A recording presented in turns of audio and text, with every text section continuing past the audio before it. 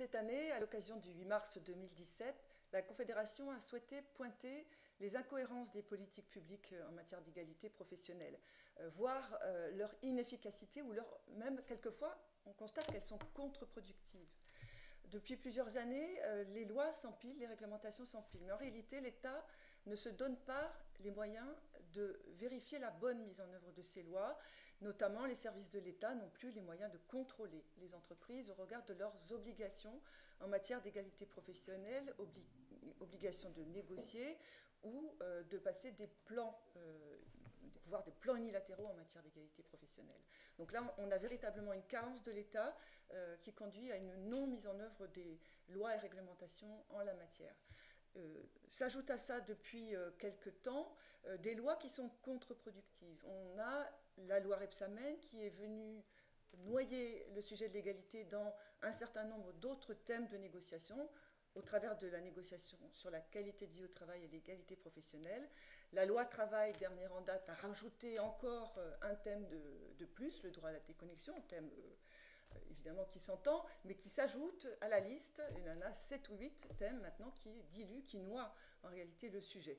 Donc on est très inquiet de voir disparaître finalement le sujet de l'égalité dans la négociation sociale, dans les entreprises et bien sûr dans les branches, négociation qui pour nous au contraire doit être renforcée. Parallèlement à ça, on peut dire aussi que l'État laisse faire le marché.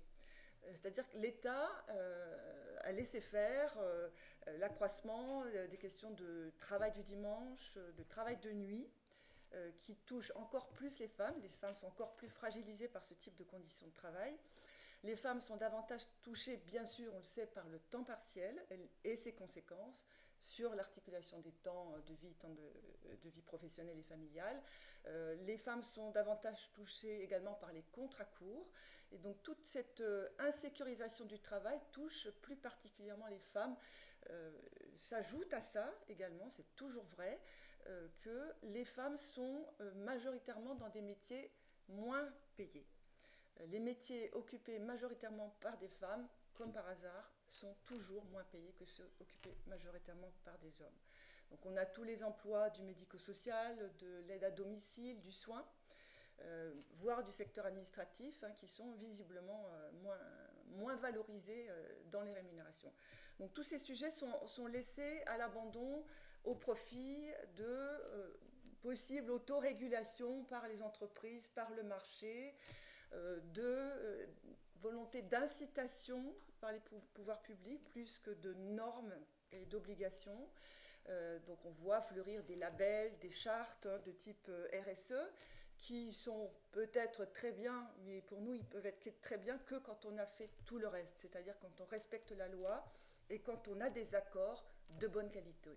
Donc il faut aussi vérifier, et c'est le rôle de l'organisation syndicale, que les accords sont de bonne qualité, avec un contenu dynamique qui améliore la loi, qui enclenche quelque chose de positif et du droit positif dans les branches et dans les entreprises.